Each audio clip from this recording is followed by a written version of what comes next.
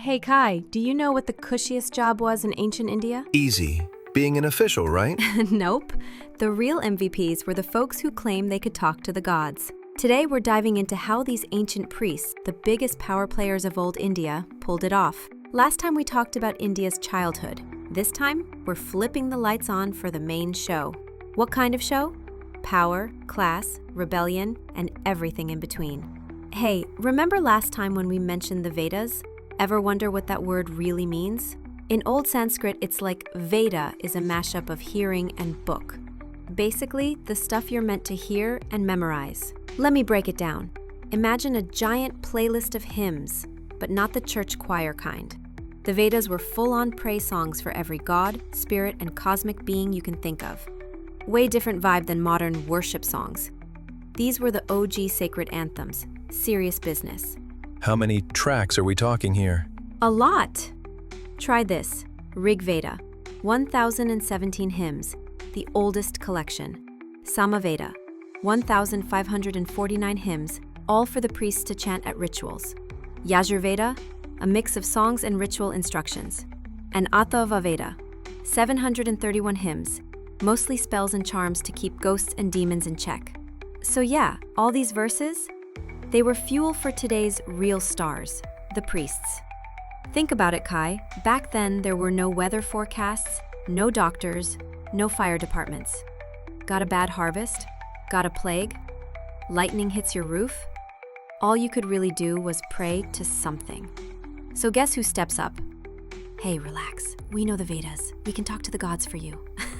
And just like that, boom, they become the hotline between earth and heaven. Classic monopoly move, huh? Exactly.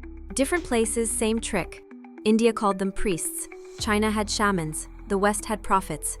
Names change, jobs the same. Cut off the direct line between regular people and the divine.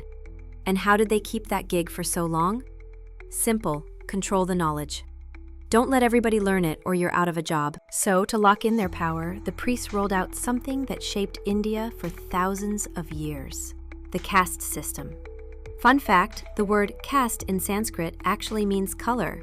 Why? Because at the start, it was literally about skin tone. White-skinned Aryans at the top, darker-skinned Dravidians at the bottom. Over time, it got more detailed. What started as two groups split into four. Theta Brahmins, we talk to the gods, you listen. Kshatriyas, we're the warriors, we protect you, we fight your battles. The Matic, Vaishyas, we're the merchants, we trade, we farm.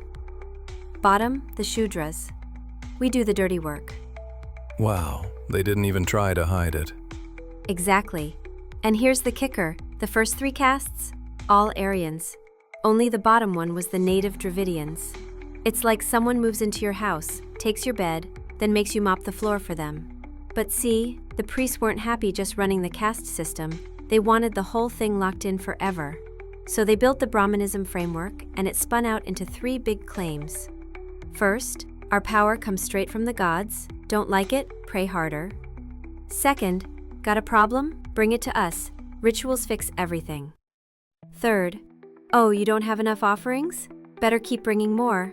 And right at the top, the Brahmins said, we were born to be worshipped. That's cosmic truth.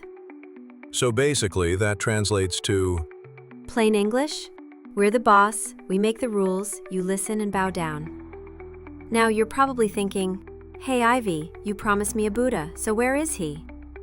Hold on, here's the bridge. Toward the end of the Vedic age, people started adding layers of deep philosophy to those rituals. These ideas got pulled together into a new set of texts called the Upanishads. And the Upanishads dropped a few heavy hitters.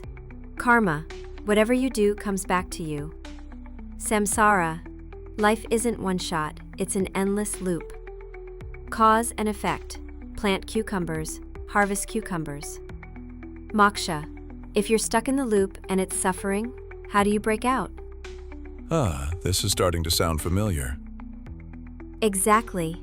The Upanishads are like the roots feeding into early Buddhism. Buddhism didn't just pop out of thin air, it sprouted from the soil these Brahmins left behind. But here's the thing. The bigger the Brahmins got, the more the other castes hated it.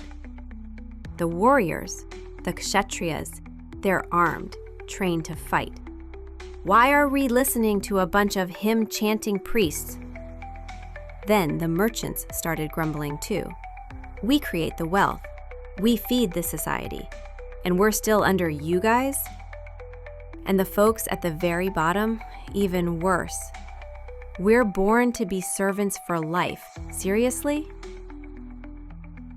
Sounds like a storm's about to break.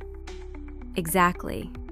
A rebellion against the Brahmin monopoly was quietly brewing. And the spark that set it all off, the moment it all peaked, it began with one prince waking up. So here's what I want everyone to really think about. When knowledge is locked up, when class decides your destiny at birth, what kind of society do you get? History's pretty clear. Wherever there's oppression, there's pushback. The Brahmins' tight grip forced a new idea to break through. Does life really have to be this unfair? Is there a way out for everyone? Next time, I'm telling you who the Samanas were and why they rebelled. How did this wave of thought explode into a revolution? Those answers will take us right into the world of Buddhism. Remember, this is Wandering Dharma, the Buddha's early years. My goal? Keep you listening wide awake, not half asleep. I'm Kai. Thanks for tuning in. See you next time.